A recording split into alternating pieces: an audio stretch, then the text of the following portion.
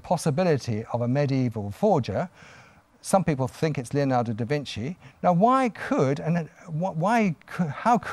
Leonardo da Vinci, or anybody else for that matter, and why would they produce a mixed photo-negative and photo-positive image in the Middle Ages? Now, how could they, and why would they? And why would they today, for example? Now we're going to look at the Sudarium of Oviedo in Spain. Now, it's been extensively researched by Dr. Alan Wanger, who's a Professor Emeritus of Duke University, and Mark Guskin, historian and author. And the blood on the Sudarium of Oviedo has the same blood group, type AB, as is found on the Shroud of Turin. Now, this blood group, AB, is found in only 3% of the world's population. So Dr. Alan Wanger employed his polarized image overlay technique to study correlations between the Shroud of Turin and the Sudarium of Oviedo in Spain. And he found 70 points of correlation on the front of the Sudarium and 50 on the back. So we can make a conclusion here, a scientific conclusion, that the Sudarium of Oviedo in Spain and the Shroud of Turin were both used to cover the very same identical corpse, because the blood group and the markings are identical. Now, the importance of the Sudarium of Oviedo is its history. Unlike the Shroud, the Sudarium of Oviedo's history is very well known. The Sudarium of Oviedo in Spain accompanied Philip and other Christians fleeing Palestine in 616 AD, and they travelled through Alexandria, Egypt, and into Spain at Cartagena. And the Sudarium of Oviedo is now contained in an oak chest, which was entrusted to Leandro, the Bishop of Seville. Now, there's a Spanish magistrate called Juan Moreno, and this is what he has to say on the subject. The scientific and medical studies of the Sudarium of Oviedo prove that it was the covering for the same man whose image is on the Shroud of Turin.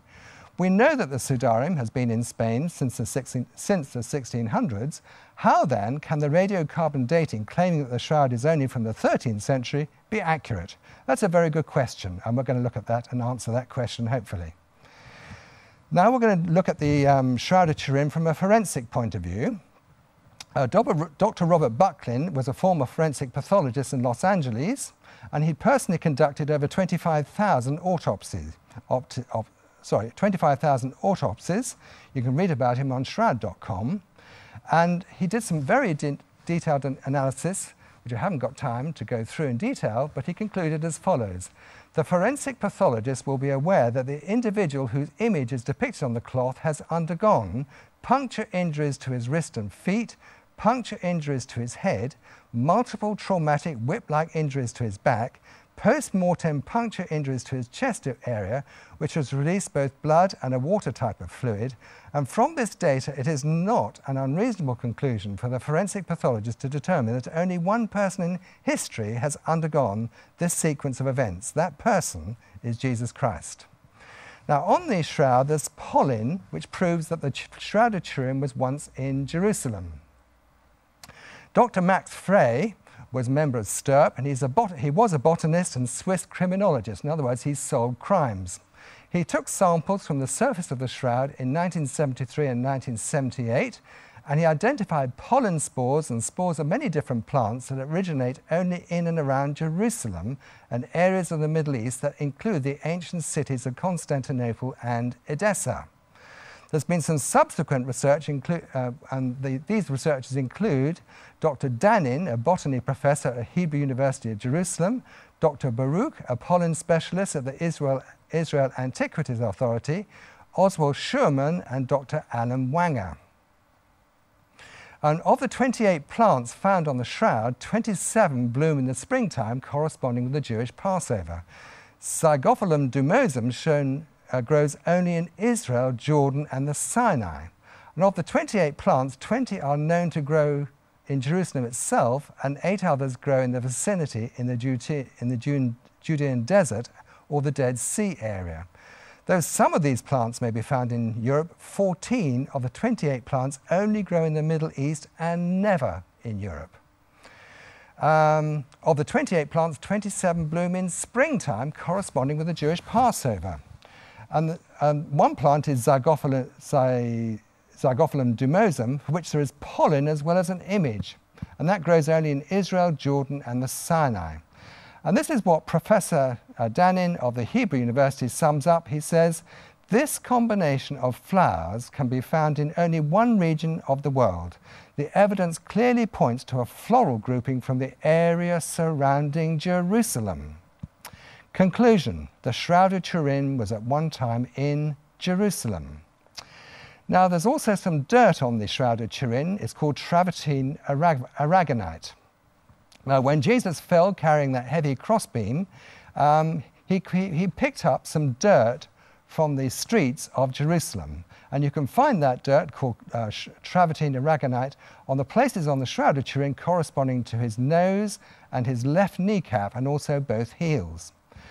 This travertine aragonite has been researched by Joseph Kolbeck in America and Richard Levi-Setti, also from America. And these two researchers compared dirt samples taken from the shroud and limestone from ancient Jerusalem tombs. And this is what Joseph Kolbeck says: "There may be other places in the world where identical travertine aragonite is found. However, no such places are known."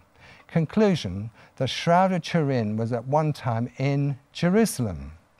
Now we're going to do some detailed analysis of photos of the Shroud of Turin. First of all, the scourging. It says in the scriptures that Jesus was scourged. We cover that in our crucifixion study, but I think you can see very clearly there the scourging over the front and the back of Jesus. Jesus was scourged so that all the skin on his body was ripped off by over 120 different separate lashings. There's a crown of thorns placed over the head of Jesus. It comes from the lote bush, and you can see the blood tracking down from over 70 different places where the thorns from the lote bush pierced Jesus' skull, the skin over his skull. There's fractured nasal cartilages which have been discovered on the shroud. Those nasal cartilages are broken, and that could have either happened during the mocking when Jesus was beaten with rods, or it could have happened when he fell carrying that heavy crossbeam. Now, his hands were nailed, and you can see there that the hands were, we can work out there that first of all, that the nail went through the wrist, not through the palms, and we can work out that the position of the hands on the cross were with the thumbs pointing down and the palms against the wood, with the blood tracking down in that position. So that picture there shows the actual correct position of Jesus on the cross. The actual nails went through what's called Desdot's point. We talk about this in our talk on the crucifixion. It's a very specific point, and that's where the nails went through, Desdot's point, which you can feel on the back of your own wrists. Now, in all medieval paintings, you always see the nails going through the palms of the wrist. That's not correct, because that wouldn't support the body of a man. The correct place is in Desdot's point in the wrist, and the place that in the palm is simply not correct. Now, on the shroud, there's a missing thumb. This is simply caused by the weight of the body pulling down on those nails and causing the hands to go into a claw-like position. So if you look carefully, you can only see on the left there 4 fingers and no thumb. 4 fingers and no thumb, and that's how one of the reasons, one of many reasons we know that the shroud is authentic. Now, the nails went into the feet. These nails were about 12 inches long and ½ inch wide. You can see clearly the blood flowing from those puncture wounds in the feet, in the second intermetatarsal spaces. The right foot was placed against the upright, that's the stipes crucis. The left foot was placed on top, and one nail was nailed through both feet in that position there. There's a spear wound. Remember, Jesus was speared in his side. It actually, the spear actually went between his 5th and 6th right ribs. You can see that on the shroud. On the top left picture there, you can see some blood coming from the spear wound, and you can also make out that blood has actually sort of puddled underneath Jesus' back as he was laid in the garden tomb. Now, very importantly, the coins over the eyes date the shroud to the years immediately after 29 AD. Over the eyes, you can make out, if you do some special techniques, which Dr. Alan Wang has done, you can make out that coins were placed over the eyes. It's basically to keep the eyelids shut. And this research was done by Professor Alan Wanger. You can read about him on Shroud.com. He's also written an excellent book called The Shroud of Turin. And this is his conclusion. According to Professor Wanger, the different coins over the right and left eye of the shroud were minted by Pontius Pilate in AD 29, which dates the shroud to the years after AD 29. Of course, the crucifixion was in AD 33. Now, I won't go into the exact details of exactly what he found over the right eye and the left eye, but he's quite certain that these are separate coins, both minted in AD 29 by Pontius Pilate. Now we come to some really fascinating stuff, that the shroud has three-dimensional image properties. And this was discovered by NASA. In the center there, you can see Dr. John Jackson of NASA and his Shroud of Turin research project team. Now, the NASA computer, analyzing computer, was first produced to analyze and produce three-dimensional images of the moon. What they did was send an orbiting satellite around the moon and take lots and lots of photographs of the moon, and then feed all those separate photographs and images into the computer, and the computer would produce a three-dimensional image of the moon. Well, the Shroud of Turin has always been controversial, so somebody came up with the bright idea of putting the Shroud of Turin under the VP8 image analyzing computer that NASA used. There's Dr. John Jackson, who's actually a former physics professor at the United States Air Force Academy. And this fascinating experiment was performed in 1976 by Dr. John Jackson, Dr. Eric Jumper, Reverend Dr. Kenneth Stevenson, Giles Charter, and Peter Schumacher. And they analyzed the Shroud of Turin with the VP8 image analyzing computer, and as you can see on the bottom right there, produced a three-dimensional image of the face of Jesus Christ, which actually makes it unique on the whole planet. There is no other two-dimensional image on the planet that will do this, because this shroud is dimensionally encoded. You see, the shroud is actually a three-dimensional topographical image. The closer the cloth was to the body, the more the image was highlighted, and the image then acts like a photographic negative with light and dark reverse, but dimensionally encoded. It's this dimensional encoding which is so unique, which is why I'm absolutely certain that the Shroud of Turin was not a fraud, because nobody can do this, even today, in 2009. On the left there, you can see the three-dimensional body of Jesus on the Shroud of Turin. Now, some people think that Leonardo da Vinci had a primitive camera called a camera occulta. Well, he may well have had that, but let me tell you that no camera today can produce these three-dimensional properties. Now we're going to look at carbon dating. The whole theory of the Shroud of Turin is medieval is based on radioactive carbon dating. And you need to know a little bit about carbon dating. You don't have to know a lot, you do have to know a little.